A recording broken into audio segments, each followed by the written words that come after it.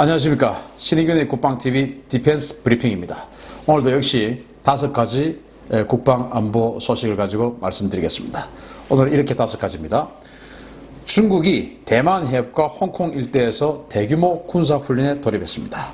또 중국의 북해함대가 오키나와를 통과해서 태평양으로 진출하여 일본을 자극했습니다. 미군은 러시아 국경 일대에서 여단급 기동훈련을 실시하고 있습니다. 리비아 반군은 우크라이나의 민항사 화물기를 공습해서 파괴시켰습니다. 그리고 미 육군은 내년부터 야전 전투부대 지원 로봇을 배치하는 것을 추진하고 있습니다. 자, 이상 5가지 소식 알려드리겠습니다. 첫 번째 소식입니다. 중국이 대만 해협과 홍콩 일대에서 대규모 군사훈련에 돌입했습니다. 중국이 필요할 경우에 대만을 군사적으로 침공할 수 있다는 내용이 담긴 국방백서를 공개한 지 나흘 만에 무력 시위성 대규모 군사훈련에 돌입했습니다. 중국 저장성 해사국은 7월 28일과 29일 홈페이지를 통해서 저장성 인근 4개 해역에서 인민해방군 해군이 실탄 사격 훈련을 포함한 대규모 군사훈련에 돌입한다고 밝히면서 28일 오후 6시부터 8월 1일 오후 6시까지 이 해역의 민간 선박 통행을 금지했습니다.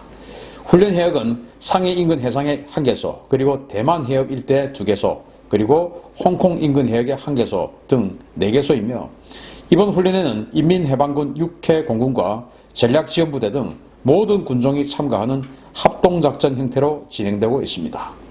중국이 대만과 홍콩 인근에서 이와 같은 대규모 군사훈련을 실시하는 것은 양안 문제와 홍콩 민주화 시위를 놓고 벌어지고 있는 서방 세계와의 갈등 속에서 중국의 군사력을 과시하여 주도권을 잡기 위한 포석으로 풀이됩니다.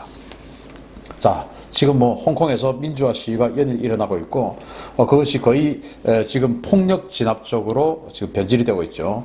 제가 신인균의 군사TV를 통해서 홍콩에 지난 주말에 중국의 그 홍콩 주둔군이 아닌 일반 다른 정규군, 그것도 기갑예단의 장비들이 홍콩으로 들어가고 있다라는 것을 보도해 드린 바 있습니다. 따라서 이 홍콩의 민주화 시위가 어떤 그 진압 형태가 폭력성을 띄어가고 있는데 이로 인해서 유혈 사태가 벌어질 수도 있고요. 이것이 어쩌면 제2의 천안문 사태로 이어져서 중국의 어떤 그 정치 체제를 변화를 거의 시도하는 그런 트리거가 될 수도 있지 않을까 생각을 하는데 아마 중국 정부는 여기에 굉장한 긴장감을 느끼고 있을 겁니다.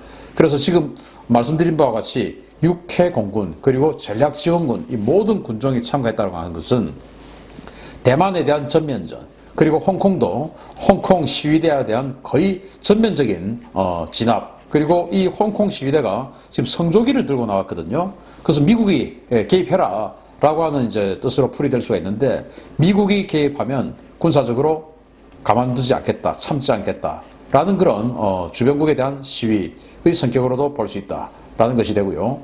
중국은 영토 문제에 있어서는 결코 굴복하지 않겠다, 용납하지 않는다, 이 영토 문제의 간섭은 용납하지 않는다라는 뜻을 쭉 주장해오고 있죠. 따라서 대만이 일국 그 통일을 포기하게 하고 독립을 하게끔 만드는 것, 그리고 홍콩도 이 민주화 시위를 시발점으로 해서 결국은 홍콩을 독립시키게 만들려는 주변의 장기적인 목표, 계획, 그리고 진행 이런 것에 대해서 단호히 거부한다 라는 그런 주장이 될 수가 있는데 이것이 어쩌면 중국의 현재 체제의 중국의 변화의 시발점이 될 수도 있고 그렇게 되기를 기대하는 측면도 있습니다. 자, 두 번째 소식입니다. 중국의 북해함대가 오키나와를 통과해서 태평양으로 진출했습니다. 일본을 크게 자극하는 것이죠. 중국 북해함대 소속 수상함 4척이 일본 오키나와 인근의 미야코 해역을 통과해서 태평양으로 진출했으며 이와 관련한 동향을 해상자유대가 출동해서 추적, 감시했다고 일본 통합망료 간부가 26일 밝혔습니다. 이번에 미야코 해협을 통과한 중국 해군 수상함은 북해함대 소속 052D급 방공구축함인 시닝함, 그리고 054 A급 범용 호위함인 다칭함, 리자오함을 비롯해서 901급 보급함인 후르넌함 등 4척입니다. 이들은 모두 북해함대 소속으로 지난 6월 랴오닝 항공모함과 항모 전단을 구성해서 대만 인근 해역에서 훈련했던 군함들입니다. 일본은 제주 남방 해역에서 중국 해군 함대를 포착해 즉각 P3C 해상 초계기와 사세보 지방대 소속의 지원함 한 척을 미야코 해협으로 보내서 이들 함대를 감시하고 추적했습니다. 미야코 해협은 국제법적으로 공해에 해당되어 통행에 아무런 제지를 받지 않는 곳이지만 오키나와 군도 사이에 위치해 있어서 함대를 구성한 통행은 일본에게 상당한 도발로 인식되어 왔습니다. 자, 중국이 지금 대만과 홍콩 앞바다에서 이런 무력 시위를 함과 동시에 역시 일본에게도 개입하지 마라. 그리고 또 일본의 최근 이 군사적 어떤 그 보통 국가화 이런 것에 대해서 경고적 차원에서 이 지역은 우리 지역이다 라고 하는 것을 계속 과시하는 그런 무력 시위성 성격이다. 이렇게 풀이될 수 있습니다. 세 번째 소식입니다. 미국이 러시아 국경 인근, 즉 조지아죠. 여기에서 여단급 기동훈련을 했습니다. 미역군이 러시아와 대립관계에 있는 조지아에 여단 전투단을 파견해서 국경 지역에서 여단급 군사훈련을 실시하고 있다고 디펜스 블로그가 29일 보도했습니다. 에자일 스프릿 19로 명명된 이번 훈련은 미국을 비롯한 14개국 우방국에서 파견된 3,300여 명의 병력이 참여하며 미 육군은 스트라이커 여단 전투단 제병 협동대대를 참가시킨 것으로 알려졌습니다. 이번에 훈련이 실시되는 지역은 러시아 국경에서 불과 90km 떨어진 바지아니 훈련장으로 미군 주도의 다국적군은 신속 전개와 작전 지역 배치, 실탄 사격 등 실전적이고 강도 높은 훈련을 실시하고 있는 것으로 알려져서 러시아의 심기를 건드리고 있습니다.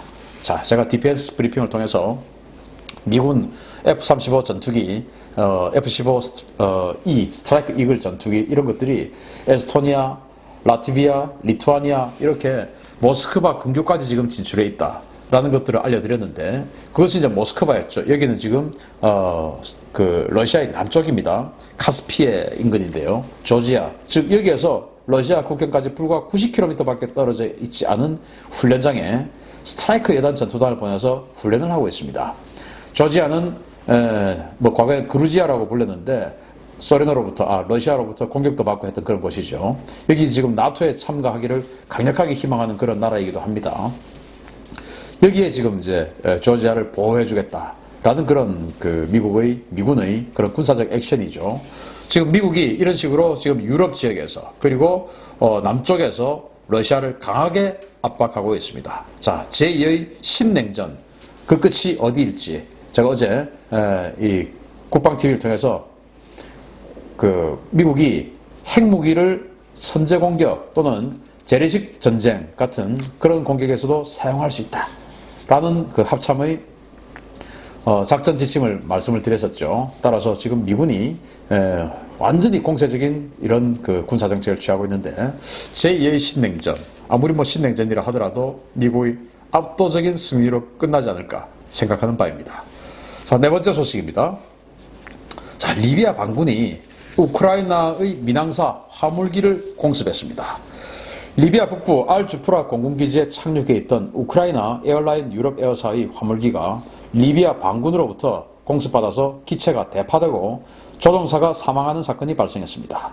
리비아 반정부 군벌 집단인 리비아 국민군 LNA는 최근 터키에서 입수한 TB2 드론을 이용해서 리비아 정부군 소유의 알주프라 공군기지를 지속적으로 공격했으며 최근 이 공군기지에 주기 중이던 우크라이나 민항사 소속의 일류신 76TD 화물기 2대를 공격해서 기체를 대파시켰다고 밝혔습니다. LNA 측은 이 화물기들은 UN 금수 조치를 무시하고 터키에서 리비아로 불법 무기를 실어 나르고 있었다며 자신들의 행위가 정당한 교전 행위였다고 주장했습니다. 이번 공격으로 사망한 조종사는 리비아 항공사와 계약을 맺고 근무 중인 우크라이나 국적 조종사였으며 화물기에 실려있던 화물의 소유주는 터키였던 것으로 전해져서 이번 사건을 놓고 리비아와 터키, 우크라이나 간의 외교 분쟁이 격화될 것으로 전망됩니다. 자, 지금 뭐 그 카다피가 죽은 이후에 리비아는 완전 내정 상태에 들어가 있죠. 뭐 그전에도 내정 상태였지만.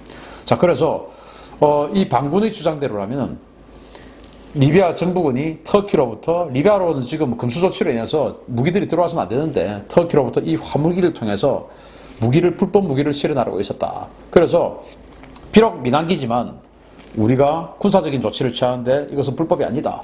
전쟁이라 하더라도 군인이 민간인을 죽이는 것은 불법이죠. 그래서 군인이 군인을 죽이는 것은 선전포고를 한 전쟁은 합법이에요. 그래서 지금은 자기네들은 합법적인 교전 행위였다 라고 주장을 하고 있는데, 뭐 어떤 화물이 실렸는지 모르겠습니다만은 우크라이나 정부 입장에서는 이건 굉장히 불쾌한 것을 넘어 분노를 자아낼 수 있는 그런 상황이 됐습니다. 우크라이나가 지금 뭐 러시아에 치이고 뭐 이렇게 해서 국력이 아주 쇠퇴해져서 이런 일을 당하는 것 같은데, 결국 국력이 약하면 해외에 나가서도 이렇게 아주 어려운 일을 당할 수 있습니다. 따라서 우리 대한민국도 세계 최강 미국과 이렇게 등을 쥐고 언제까지 이런 정도의 위상을 유지할 수 있을까? 저는 길게 가지 않을 수도 있다라는 우려가 생기는 바입니다. 마지막 소식입니다.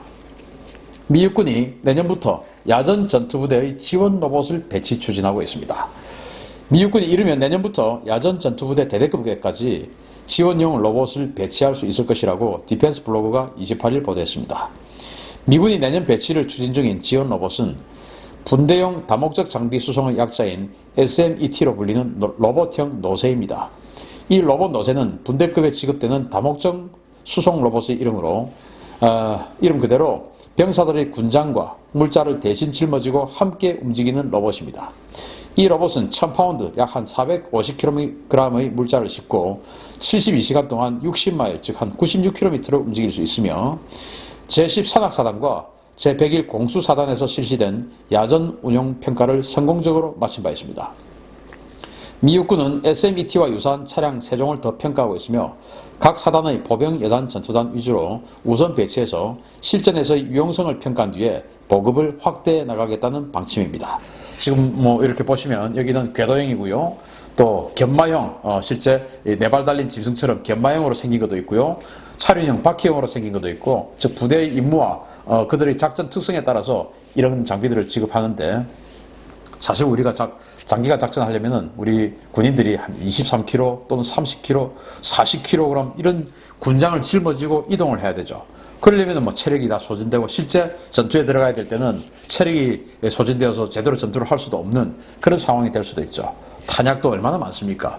그런 것들을 미군은 분대마다 이렇게 로봇을 하나를 지급을 해서 이동하고 작전하고 하는데 아무런 부담 없이, 즉 군인은 이 자신의 방탄복과 딱 이번 그 전투에서 필요한 탄약 이런 것들만 꺼내서 바로 작전하고 다시 돌아와서 탄약을 또 챙기고 그리고 뭐 어떤 그 식량이라든지 그런 여러 가지 취침 도구라든지 이런 것들을 이 로봇에 실어놓고 부담 없이 전투에 전념할 수 있는 그런 체계를 미군은 만들어주고 있습니다. 물론 우리 군도 정말 지향해야 될 점이다 생각이 되지만 너무나 비싼 예산이 소요가 되겠죠. 아무튼 이런 점은 정말 미군이 대단하다라는 것을 한 번 더 느끼게 해주는 그런 장면입니다.